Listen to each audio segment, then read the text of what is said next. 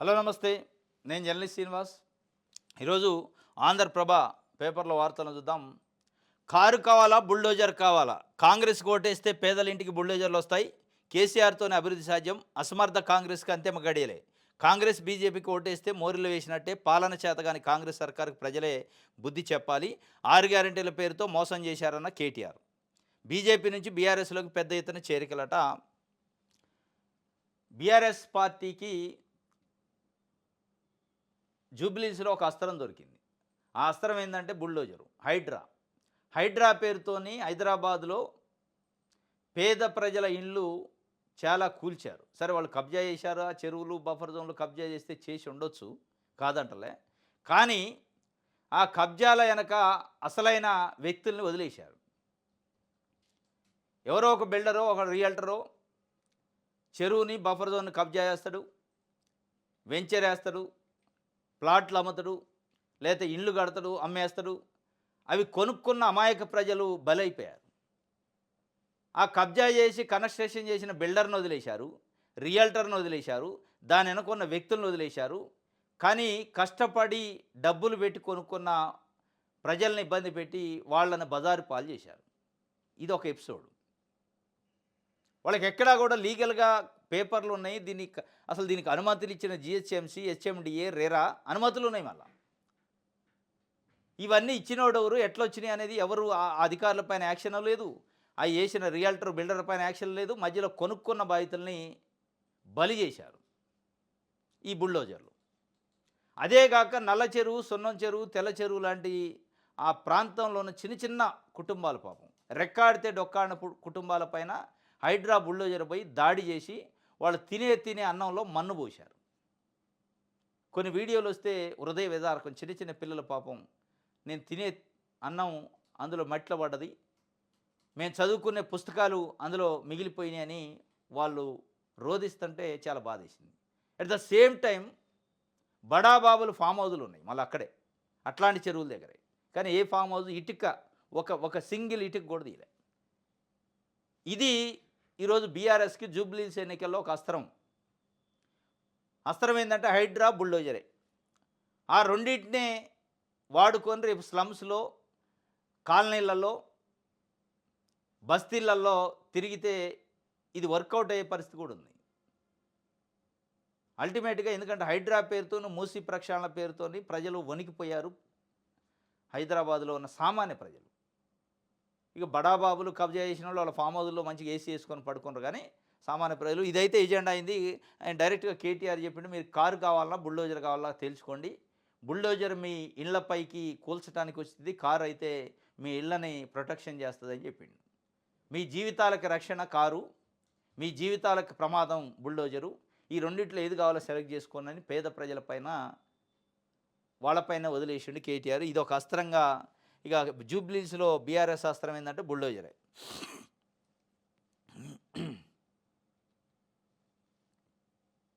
Right. సంస్థాగత సవాళ్లు కాంగ్రెస్‌లో రెండో ఎజెండా. లోకల్ ఎన్నికల బ్రేక్ తర్వాత క్షేత్రస్థాయి వరకు ప్రతికూలత. పార్టీ క్యాడర్, స్థానిక నేతలకు మధ్య విభేదాలు. బీసీ వర్గాల నేతలంతా విడిగా ఏర్పడి సభలు, సమావేశాలు నిర్వహణ. జిల్లా ఇన్ఛార్జి మంత్రులకు, డీసీసీలకు సమాచారం లేకుండా పార్టీ వ్యవహారాలు. సంస్థాగత సవాళ్లు కాంగ్రెస్ పార్టీకి ఒక సవాలు కాదు. ఒకవైపు బీసీలకు కామారెడ్డి డిక్లరేషన్ ప్రకారం రిజర్వేషన్ ఇచ్చే పరిస్థితిని ఛేదించలేని పరిస్థితి. ఇంకొకవైపు పార్టీలో అంతర్గతంగా కుమ్ములాట్లు, మంత్రుల మధ్య గిల్లికజ్జాలు. ఒక మంత్రి ఇంకో మంత్రి గిల్లికజ్జాలు పోతన్నాయని ఇంకోటి స్టార్ట్. నిన్న కొండా సురేఖ, పొంగులేటి శ్రీనివాసరెడ్డి ఎపిసోడ్ నడిచింది. మొన్న పొన్నం ప్రభాకరు, అడ్లూరు లక్ష్మణ్ ఎపిసోడ్ నడిచింది. మళ్ళీ నిన్న అడ్లూరు లక్ష్మణ్, వివేక్, సీతక్క, ఇంకొక మంత్రి ఇట్లా జరుగుతున్నాయి. వీళ్ళు ప్రజలకి సేవ చేయటం కంటే వీళ్ళు కొట్లాటలు, వీళ్ళ టెండర్ల కోసం గొడవలు, వీళ్ళ పంచాయతీలు, వీళ్ళ వాటాల కోసం గొడవలు పడ్డట్టుంది. ప్రజల్లో డైరెక్ట్గా వెళ్తుంది. దాంతోపాటు గ్రామ పంచాయతీ ఎన్నికలు, స్థానిక సంస్థల ఎన్నికల నిర్వహణలో వైఫల్యం చెందింది ప్రభుత్వం. సరే అది రిజర్వేషన్ ఇంకోట పక్కన పెడితే వైఫల్యం పూర్తిగా కనపడుతుంది. జీవో చెల్లదని తెలిసి జీవో తెచ్చారు. చెల్లని జీవోతో నోటిఫికేషన్ షెడ్యూల్ ఇప్పించారు, నోటిఫికేషన్ ఇప్పించారు. ఇదంతా ఏమవుతుంది? అనుభవరాహిత్యము, లేదంటే అహంకారము, తెలవంతనము, తెలిసి తప్పు చేసే పరిస్థితి, తెలిసి ప్రజల్ని మభ్యపెట్టే పరిస్థితి, ఇట్లా రకరకాలుగా ప్రజల్లో చర్చ జరుగుతుంది. ఇది ఒక ప్రతికూలంగా కాంగ్రెస్ పార్టీకి తయారైంది. ఒక ఎజెండా పెట్టుకోవాలి తప్ప, అది అయ్యే పరిస్థితి ఉంటే నోటిఫికేషన్ షెడ్యూల్ ఇప్పించాలి తప్ప, మీరు హడావుడిగా ఆగమేఘాల మీద ఏదో ఇచ్చినట్టు ఇచ్చి కాంగ్రెస్ పార్టీ క్యాడర్ స్థానికంగా బదనాం అయిపోయింది. ఇదేమి ఎన్నికలు రా నాయన, ఎక్కడా చూడలేదని చెప్పి. ఇది రెండో ఎజెండా అట. ఇగో వివేకు వర్సెస్ అడ్లూరి, మంత్రుల నడుమ మాటల తూటాలు, సోషల్ మీడియాలో తప్పుడు ప్రచారంపై మండిపాటు, అడ్లూరిని అడ్డుపెట్టుకొని దూషణలకు దిగుతున్నారని ఆవేదన. మంత్రి పదవిపై మోదు లేదని వివేక్ స్పష్టీకరణ, అడ్లూరిని రాజకీయాల్లోకి తీసుకొచ్చింది కాకా అని ప్రకటన. ఏదో ఒక పంచాయతీ అయింది ఇక గిల్లి కజ్జాలు.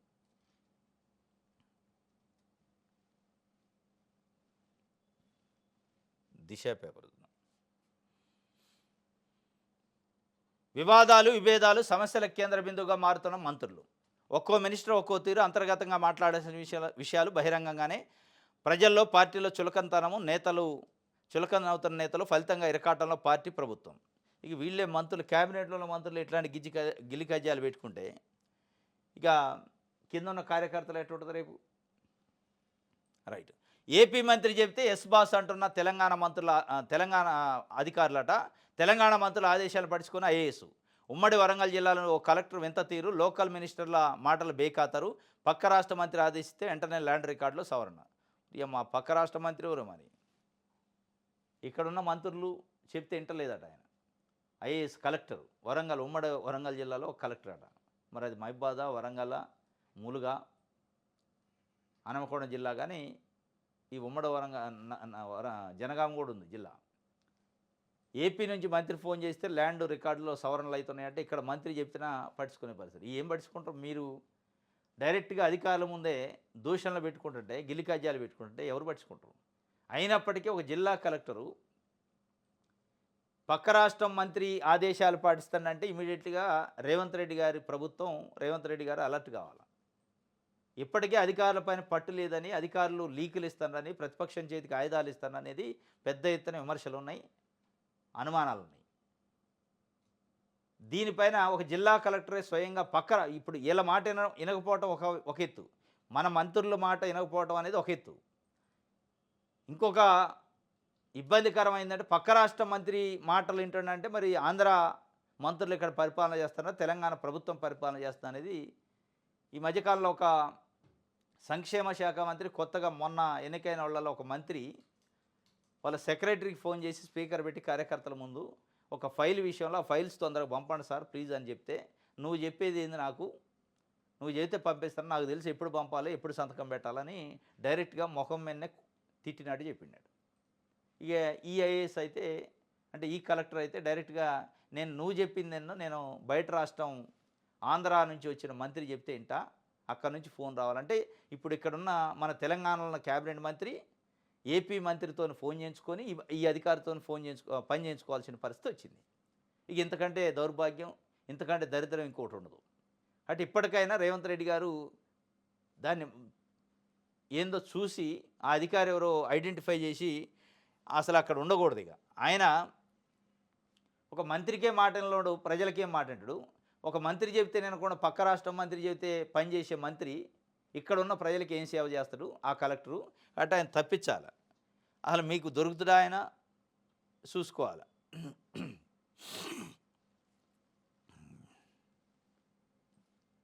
రైట్. మంత్రుల మధ్య గిల్లి కజ్జాలు పార్టీ అంతర్గత వ్యవహారము అని చెప్తుండే. గిల్లి కజ్జాలు పార్టీ అంతర్గత వ్యవహారం అయితే మరి బయటికి ఎందుకు వస్తాయి? అంతర్గత వ్యవహారాలు అంతర్గతంగా మాట్లాడుకోవాలి. ఒకసారి బహిర్గతం అయ్యాక అంతర్గతం ఉండదు ఇక అందులో. ఇక మళ్ళీ దాన్ని సమర్థించుకోవటం, అంతర్గత విషయాలు బయటికి బహిర్గతం ఎందుకు అవుతున్నాయి అనే విషయం పైన మీరు సీరియస్గా లేకుండా అది అంతర్గత విషయం, మా కుటుంబం, ఇవన్నీ డైలాగులు పనికి వస్తాయి. ప్రజలు చులకన చేస్తారు, ప్రజలు తిట్టుకుంటారు, ప్రజలు నవ్వుకునే పరిస్థితి. ఒక వరంగల్లో ఒక జిల్లా కలెక్టరు పక్క రాష్ట్రం మంత్రి పని చెప్తే చేస్తుంటే ఇక్కడ మంత్రి పని చెప్తే చేయటం, అది కూడా అంతర్గతమేనా? ఇట్లాంటి పరువే పనులు. బీసీ రిజర్వేషన్లపై నేనేం చేయగలను? కేంద్ర మంత్రి అయినంత మాత్రం జోక్యం చేసుకోగలనా? సుప్రీంకోర్టు తీర్పుకు వ్యతిరేకంగా రాష్ట్రపతి కూడా ఏం చేయలేరని కిషన్ రెడ్డి క్లారిటీ ఇచ్చిండు. బీసీ రిజర్వేషన్లపై నేనేం చేయగలను? మీరు ఏం చేయగలరు? ఏం చేయరు. బీసీ రిజర్వేషన్ సాధించాలంటే ఏదని చేయొచ్చు. ఈడబ్ల్యూఎస్ పైన ఏం చేశారు? 5% లేని ఈడబ్ల్యూఎస్కి 10% రిజర్వేషన్ ఇస్తే ఏం చేశారు మీరు? బీసీ రిజర్వేషన్ల పైన ఏం చేయలేరు కానీ బీసీల ఓట్లు కావాలి. బీసీ రిజర్వేషన్ల పైన ఓట్లు ఏం చేయలేరు కానీ మీకు మంత్రి పదవులు కావాలి, పెద్ద పెద్ద మాటలు మాట్లాడాలి. ఏం చేయలేరా? ఏం ఒక ఉత్తరం రాస్తే తప్ప? ప్రధానమంత్రి దగ్గరికి బీజేపీ మీ మీ పార్టీ నాయకుల్ని తీసుకెళ్ళి ఇట్లా ఉంది బీసీల పరిస్థితి, అక్కడ రిజర్వేషన్ ఇవ్వకపోతే ఇబ్బంది అయింది, మనం ఇచ్చే ప్రయత్నం చేయాలి, మన పార్టీకి నష్టం జరిగేటట్టుంది, 8 మంది ఎంపీలను ఇచ్చారు, 10 మంది ఎమ్మెల్యేలను ఇచ్చారు, భవిష్యత్తులో మనం అధికారంలోకి రావాలంటే ప్రజల మనసెరిగి పనిచేయాలని చెప్పలేరా? ఇంత మరీ చేతులెత్తే కార్యక్రమం మీకు ఇంట్రెస్ట్ లేదు. మెయిన్ ఏం చేయగలనని ఎవరిని అడుగుతున్నారు మీరు? ఏం చేయాలో మీకు తెలియదా? 2 సార్లు కేంద్ర మంత్రి, ఎమ్మెల్యేకి పనిచేశారు, ఎంపీకి పనిచేశారు. ఏం ఒక ఉత్తరం రాసి 10 మంది డెలిగేషన్ బీజేపీ వాళ్ళని తీసుకొని ఆ 8 మంది ఎంపీలు 10 మంది ఎమ్మెల్యేలు తీసుకొని పోయి ఆయన దగ్గర కూర్చొని మీరు ఎట్టి పరిస్థితులు ఇది ఏదో ఒకటి చేయాలి, పార్లమెంట్లో సవరణ పెట్టాలని అడగలేరా? అడిగితే తప్ప? ఏం చేయగలనని ప్రజలను అడగటం కాదు, ఏం చేయాలో మీకు తెలుసు. ప్రజలేం చెప్తేనే చేసే అంత చిన్నపిల్లగాడు గారు మీరు, నోట్లో వేలు పెడితే కొరకలేనంత కాదు. కాదు బీసీలకు చేయటం ఇష్టం లేదు అని చెప్పండి.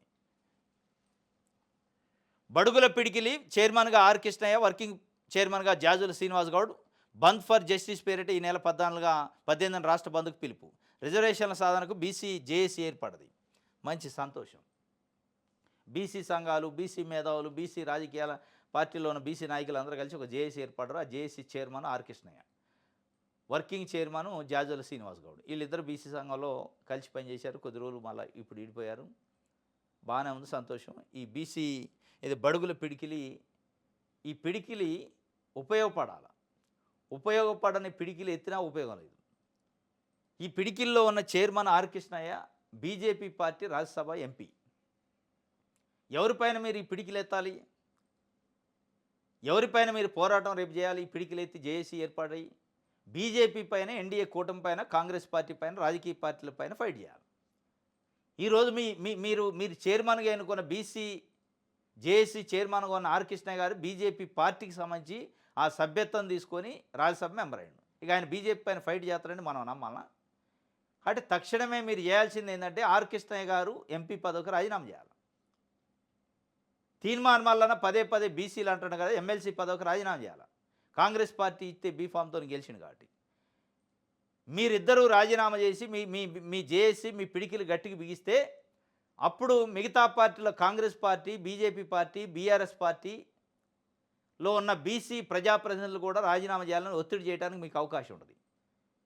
అన్ని పార్టీల్లో ఉన్న బీసీ ఎమ్మెల్యేలు, ఎంపీలు, ఎమ్మెల్సీలు, మంత్రులు రాజీనామాని వాళ్ళ పార్టీ ముఖాలను కొట్టి బయటకు వస్తే తెలంగాణ ఉద్యమంలో కేసీఆర్ ఎట్లయితే చేసిండో అది చేస్తే తప్ప ఈ ఉత్తుత్త పిడికిలు బిగించొద్దు. ఒకవైపు బీజేపీ కౌగిల్లో మీరు పిడికిలు బిగిస్తా అంటే ఎట్లా నమ్ముతారు ప్రజలు? కాబట్టి ఆర్ కృష్ణన్న తప్పనిసరిగా రాజీనామా చేయాలి. ఇక అట్లా అంటే పదవి ఉంటేనే కదా మనం పని అయ్యేదంటే, పదవి లేకుండా కూడా ఆర్ కృష్ణన్న కొన్ని దశాబ్దాల నుంచి చాలా ఉద్యమాలు చేసిండు, చాలా సక్సెస్ అయ్యిండు. అప్పుడు ఏ పదవి లేదు, ఆయన ఎంపీ కాదు, ఎమ్మెల్యే కాదు. ఎంపీ ఎమ్మెల్యే కానప్పుడే ఆయన గట్టిగా ఉద్యమం చేసిండు. ఎప్పుడైతే ఎంపీ ఎమ్మెల్యే ఉంటే కాళ్ళకు బంధం వేసుకున్నట్టే. మీరు ఇండిపెండెంట్గా ఉంటే ఏం కాదు. ఒక పార్టీ నుంచి ఎంపీ అయిన తర్వాత మీరు ఆ పార్టీ మీద యుద్ధం అయితే చేస్తారో ఆ యుద్ధాన్ని మేమెట్లా నమ్మాలి అనేది ఇవాళ బీసీ సమాజం ఈరోజు మిమ్మల్ని అడుగుతుంది. కాబట్టి ఎవరైనా బీసీ ఉద్యమం చేయదలుచుకుంటే వాళ్ళ పదవుల్ని త్యాగం చేస్తే తప్ప మీ కమిట్మెంట్ లేనట్టే. మీరు త్యాగం చేసి మీరు రేపు కాంగ్రెస్ పార్టీలో ఉన్న బీసీ నాయకుల్ని, బీజేపీలో ఉన్న బీసీ నాయకుల్ని వాళ్ళ పదవుల్ని త్యాగం చేయండి, త్యాగం చేస్తేనే మేము మిమ్మల్ని బయట తిరగనిస్తామని డిమాండ్ పెట్టడానికి ఉంటుంది. వాళ్ళు పదవులు త్యాగం చేసి అందరూ పోయి ఢిల్లీలో కూర్చోవాలి. ఇక్కడ హైదరాబాద్ కాదు. ఇక ఢిల్లీ ఉద్యమంతోనే బీసీలకు న్యాయం జరిగిద్ది తప్ప లేదా న్యాయం జరగదు. రాజీనామా చేయాలా ఎట్టి పరిస్థితుల్లో, లేదంటే ఈ పిడికిలు వస్తుంది, ఈ జేఏసీ వస్తుంది. ఈ ప్రచారం కోసం చేసి తప్ప మీరు మళ్ళీ అందులో జేఏసీలు ఉన్న కాంగ్రెస్ ఆయన ఒక ఆయన, బీజేపీ ఒక ఆయన, ఇంకొక ఆయన బీఆర్ఎస్ ఆయన ఉండి మీ పార్టీలకు మీరు వత్తాసు పలుకుండా మీ పార్టీలు డ్యామేజ్ కాకుండా చూసుకోవడానికి ప్రొటెక్షన్ తప్ప నిజంగా ప్రజల కోసం కాదు, బీసీల కోసం కాదు. రైట్.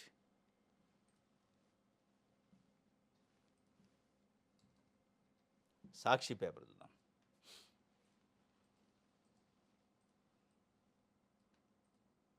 స్కూళ్ళ తనిఖీలకి టీచర్లు తెరపైకి మళ్ళీ వివాదాస్పద జీవోలు. గెజిటెడ్ హెచ్ఎం స్కూల్కి ఎస్సీఎలకు అధికారం అట. గెజిటెడ్ హెచ్ఎం ఉన్న స్కూల్కి పోయి ఒక స్కూల్ అసిస్టెంట్ తనిఖీ చేయాలట. ఏమైనా తెలివి ఉన్న పని ఇది? ఎవడన్నా హెచ్ఎం పైన ఎవరు ఉండాలా? సుపీరియర్ ఎంఈఓ ఉండాలి. ఎంఈఓ పైన డిఈఓ ఉండాలి. డిఓ పైన ఆర్జేడీ ఉండాలి. ఇది హైరార్కీ. హెచ్ఎం కింద పనిచేసే స్కూల్ అసిస్టెంట్ని తీసుకొచ్చి తనిఖీ చేయమంటే ఏందన్నట్టు దాని అర్థం? ఇప్పుడు ముఖ్యమంత్రి పైన ఎమ్మెల్యే తనిఖీ చేసినట్టు ఉంటుంది. ఇక ఒక ఐఏఎస్ ఆఫీసర్ పైన కింద ఉన్న ఎంఆర్ఓ, మండల ఎంఆర్ఓ పోయి తనిఖీ చేసినట్టు నువ్వేం పని చేస్తున్నావు చెప్పు అని కలెక్టర్ని అడిగితే ఏం చెప్తారు? ఇక అదే ఇది. గతంలో ఈ జీవో చేసి ఎనికి తగ్గా, మళ్ళీ అదే జీవో చేస్తాను.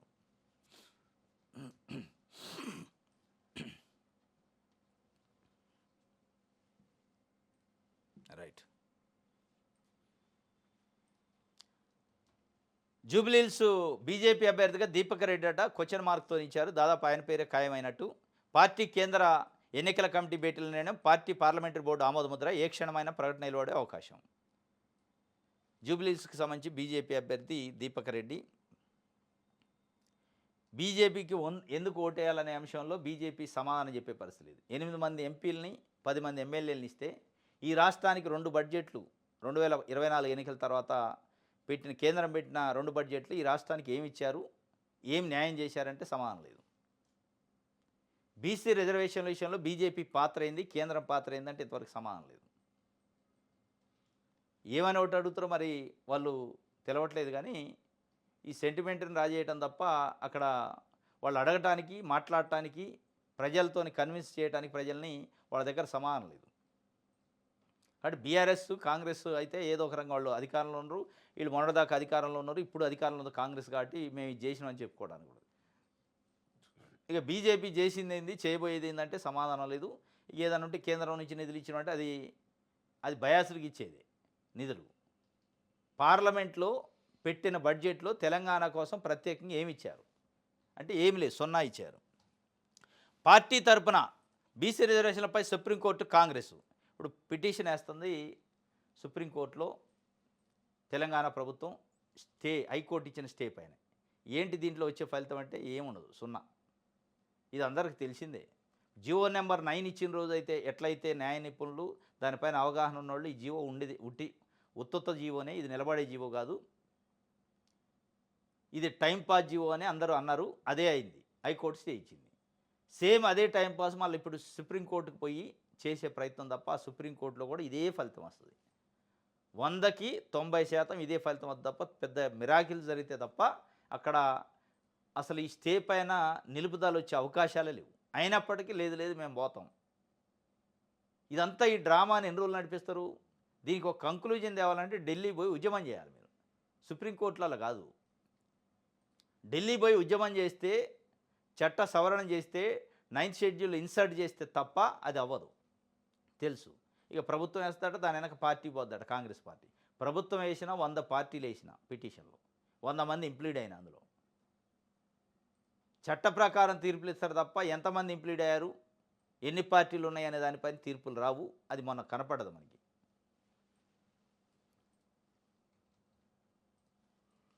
రైట్.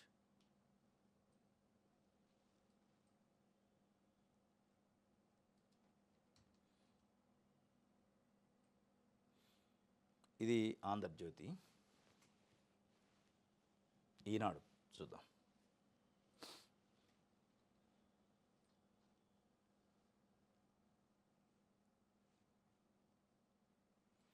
రాణాలో సివిల్ పంచాయతీలు నిర్వహిస్తే వేటు, అవినీతికి పాల్పడి పోలీస్ శాఖ మచ్చదేస్తే ఉపేక్షించాం, రాష్ట్ర పోలీసులకు డీజీపీ శివధర్ రెడ్డి సందేశం.